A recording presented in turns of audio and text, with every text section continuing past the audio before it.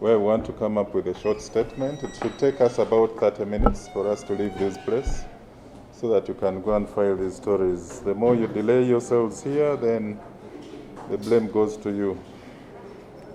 But we just wanted to give a few recent security developments in the operations that we've been handling following the double deadly suicide attacks that occurred on the 16th. As you're all aware, as a country, we face a heightened threat environment from domestic terrorists and collaborators inspired by the ADF terrorist group. We know that these threats are random, but specifically on soft targets, and would like to warn Ugandans against mass gatherings following the deadly suicide attacks. And the fact that we are going into a festive season, we call upon the public to be very cautious, especially where there are large gatherings, and also where the target appears to be soft without any improvised security arrangement, because these could be soft targets and you can find yourself injured. Within these few days, we have arrested 21 suspects after dismantling their cells, that is ADF cells in Imperere, Lueza, and in Toroko. Amongst these ones, we have operatives, coordinators, and even some of their financiers. We shall avail this list, but of now, of course, we don't want to alert them. We've been guided by the head of the counterterrorism task team not to give out these names. The arrests were based on information that is given by the suspects earlier arrested. They provided very good accounts on how they were planning, preparing, and executing the bomb attacks, including the suicide bomb attacks. Despite the significant threats, our joint counter-terror teams have carried out several raids, like I've indicated, and disrupted and dismantled terror cells, the ones that are indicated in Imperere, Lueza, and Toroko, even in Kasana, Luero. In these disruptive operations, we managed to recover and remove 3 sets of improvised explosive devices from the residences, you remember, of Matov Adam, Eke Manhaji in Tula Kawempe, Mugamba Moses Mudasiru, aka Kaliowa, the one from Katoke Nansana municipality, and Muonge Yusuf from Tirekabira in Chira municipality. We managed to also recover an AK-47 from Warom Felix in the Paida ADF cell. In some of the encounters with agents and collaborators, our counter-terror operatives managed to put out of action a group of 4 suspected terrorists who form part of the recruitment and logistical coordination network. The recruitment and the logistical coordination network has been established to be in Kampala, Bundibujo, Luero, and in Toroko. Now, this group of 4 suspected terrorists were crossing back from the DRC through one of the ungazetted crossing points. During the violent encounter with them in Toroko, there was an exchange of gunfire, and 4 suspected terrorists were killed. These include Atindia Yasin, aka Senaulia Dan, Byaruhanga Musaba Hemuka, Turichimanya Joshua Matthias, and Bagonza Joseph. They were all crossing from Chisege in Toroko. This group was greatly linked to the number 5 commander in the ADF structure called Lumisa. They were paying strong allegiance to him, and we have additional evidence that we got supporting, because they were being surveilled by our monitoring groups along the border with the DRC, and they were surveilling them for all that period. There was another encounter today in Nsanji, where one Sheikh Muhammad Chirevu, aka Abbas Chirevu, was put out of action, involving a violent confrontation with our teams. Sheikh Muhammad Chirevu was one of the leaders involved in the active recruitment of personnel into the ranks of ADF, and was one of those who were promoting the re-emergence of ADF terror cells within Kampala. It is unfortunate that he died under those circumstances, but we are now intensifying the manhunt for Sheikh Suleiman in Subuga, who is one of the main actors behind the recruitment, training, radicalization. He's been providing material support and resources to the domestic terror cells we've talked about, and also providing resources and materials on the use of explosives and destructive devices to these terror cells. Basically, their mission was to create panic, fear, and also inflict harm, like you've seen in these many bomb attacks.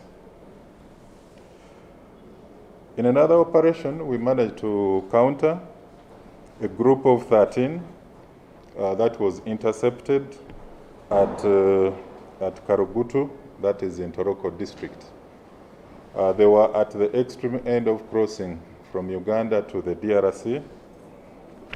It so happened that amongst these 13, we had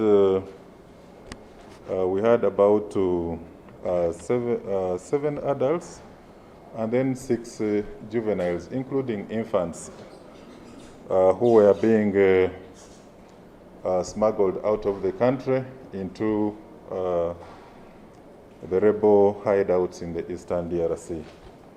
So amongst those we intercepted, these are young recruits.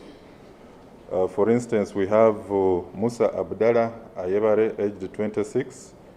He was a resident of Gang. He's a resident of Gang Wakiso. He was recruited by Sheikh Abbas Chirevu of Kajansi, and he has also given us a list of all those who were being recruited by Sheikh Abbas Chirevu.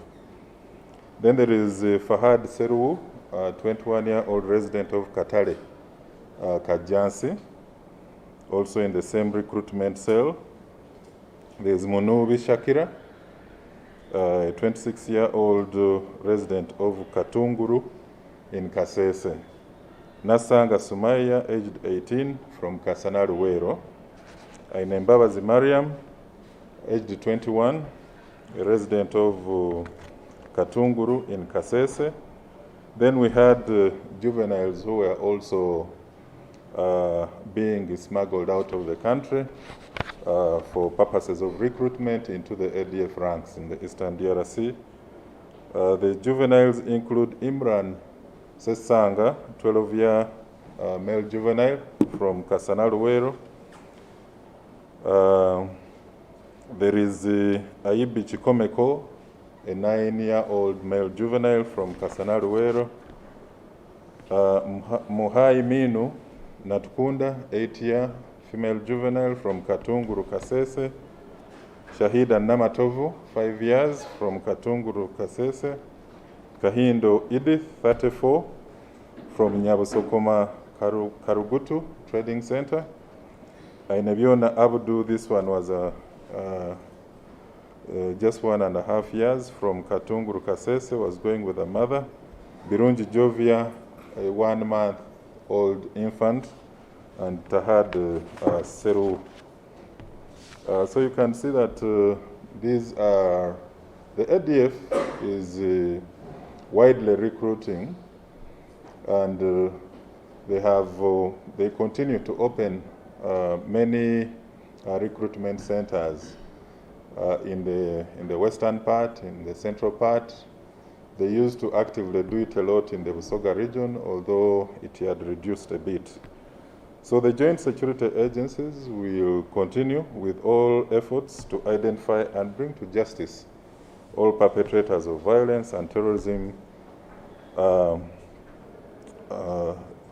with linkages to the ADF and their allied terrorist organizations. So our top priority still remains protecting Ugandans and visitors to the country. We shall continue working tirelessly like we've disrupted this group. It will help in reducing the violence. And although sometimes the public does not see these results, the security agencies remain very dedicated in conducting these disruptive operations. That is just a short statement in Luganda. In English, let's do some bit of Luganda. Then we shall show you a few of the pictures of some of those who have been put out of action, those ones who were involved in the recruitment. I don't know whether we have some other photographs like for Shaking Suruga and so on. You the pictures, he's been reading names, and we want now to put the pictures for you to see what he was actually talking about.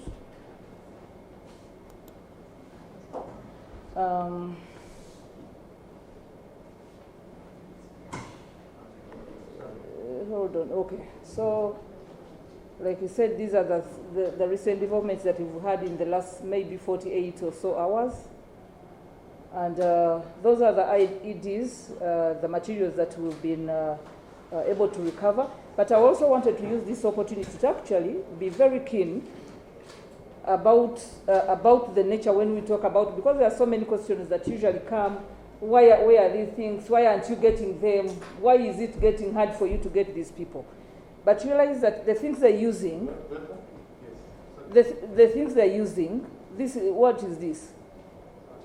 This is a bulb. What is this? A watch. What is this?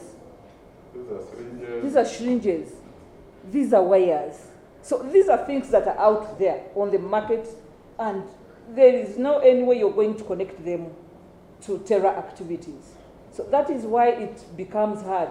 And for you, usually people are asking, why aren't we getting these people? Why aren't you overcoming this problem? So the problem is here, that the things we are seeing, which are being used by to make IEDs, are everyday things. There's no way you're going to think about a watch or a bulb, and we are not going to say that you don't import bulbs, don't import syringes. So that is where part of the problem. This is a bag. Yeah? The other person, so these are, I think this is a Wamagalo, this is a screwdriver, this is a phone, a simple touch phone. So when you're talking about, in terms of maybe smartphone, someone is even using this one. So this is a problem of improvised devices that they use every day, things that we all know. And all these are, I don't know, this is ammonite, it's called what? So, everyday things. So we've been able to recover this from the houses where we've gone. Yes. Now, about this is a picture of the people. This is the Insanji cell. Everyone has been calling about this Hajj. This over is a Hajj over Sheikh. So this Sheikh, like you're saying, was put out of action on Insanji. And he was receiving arrests, and he's part of the recruitment and the coordination, cell. And this is a very big cell. It deals with recruitment, but it also deals with logistics. So that is Haji. Those ones who are asking about Sheikh Cherif is the one. This is Atindia Yassin. This is the Interloco. This is still part of the coordination cell. They coordinate between Uganda and crossing the people recruiting, but also crossing these people into DRC. So, yes, so handling also money, ADF operatives basically Korogutu, Kabalori, and Bunduwujo. So that means that side also there are those sleeper cells for ADF within those areas. So that is Yasin Senablia done. This is another one, Biaruhanga Musa Bahemuka was also put out of action. He's also part of the recruitment team and the recruitment, coordination and logistics. You have just returned? Actually, he was coming, and he fell. We were waiting for him. That is Matthias, also part of Untoroko, still part of the coordination, logistics and recruitment. That is Vagonza, still part of logistics, courier, and still Untoroko Bundiwujo. These are other ones who have been... yeah, so these are operations in Kampala, Nsubuka Hamidu, Matovu, Manhaji, and Mugamba Moses Mudasiru. And is it Mugamba who... Yeah. The one of why... Okay. Katoke. Katoke. So, Katoke, this guy in Katoke... No? Is it Mudasiru who was from Katoke? Yeah. Okay. Yes, I think he was a journalist. And he was asking...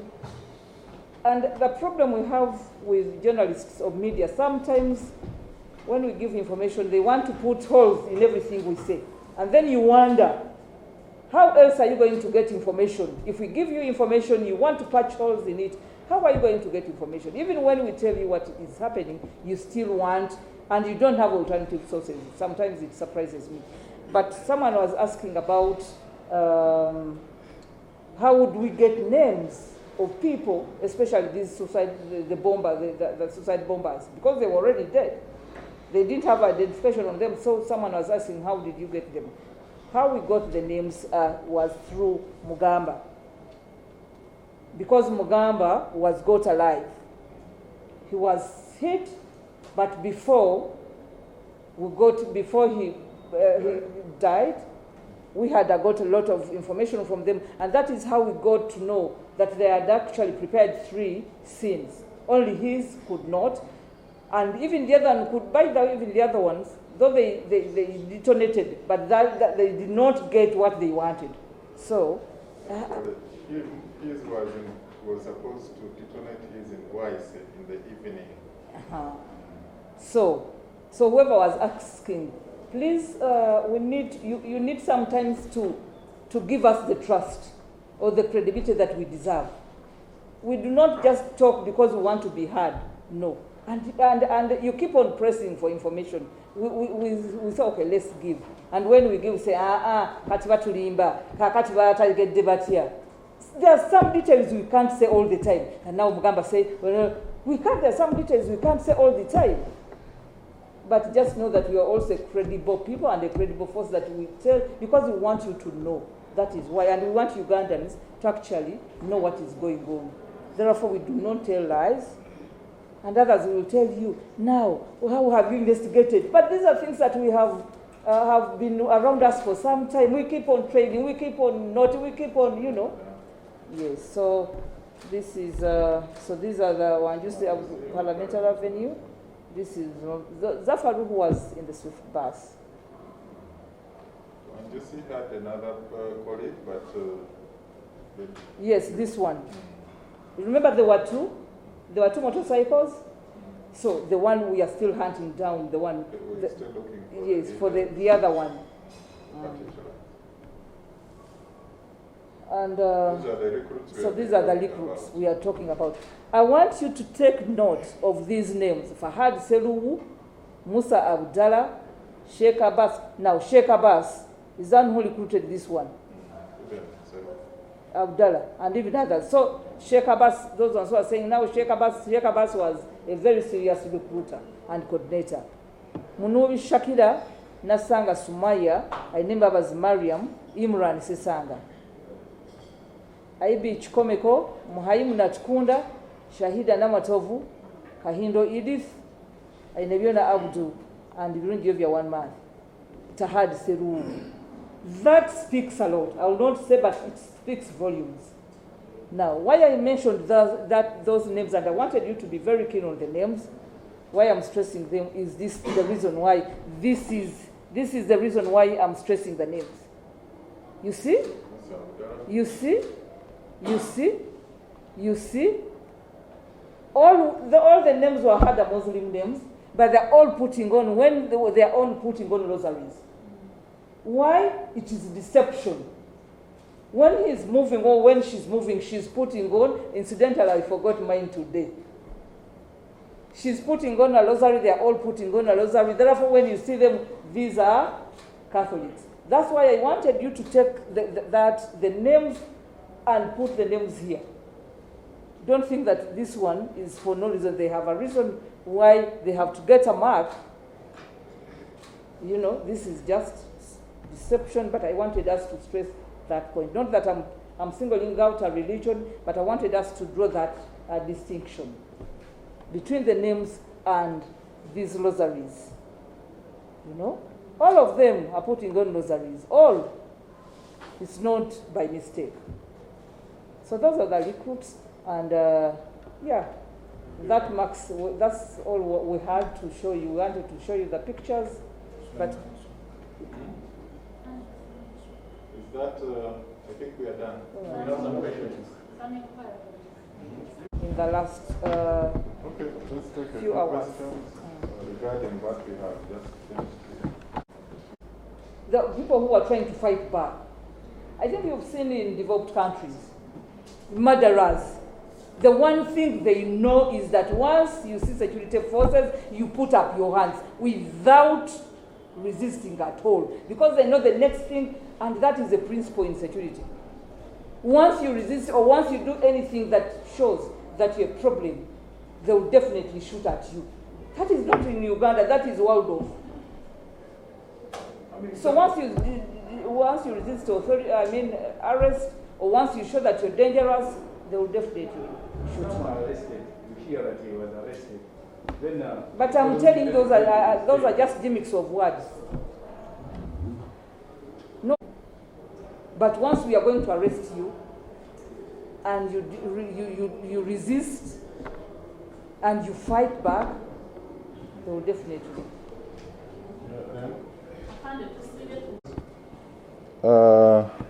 Alert which went out there was one that was picked on and shared by the Red Cross, which is a prominent organization. Initially, they had rang our Deputy Director of Operations to get to confirm whether there was a bomb explosion at Akamwesi.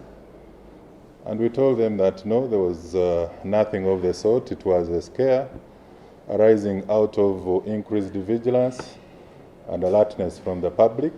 So our bomb experts managed to respond to the scene, and they found it was a package of rubbish. But of course, they managed to countercharge it, and they found it was rubbish. It didn't come out positive. We have our canine sniffer dogs that are trained in sniffing chemicals that are dangerous and used in bomb making. So we deployed those dogs, and it didn't come out positive, it was negative. But we were surprised that even after giving this information to Red Cross, they managed to scare the public, indicating that they were responding to another bomb explosion in Akamwesi.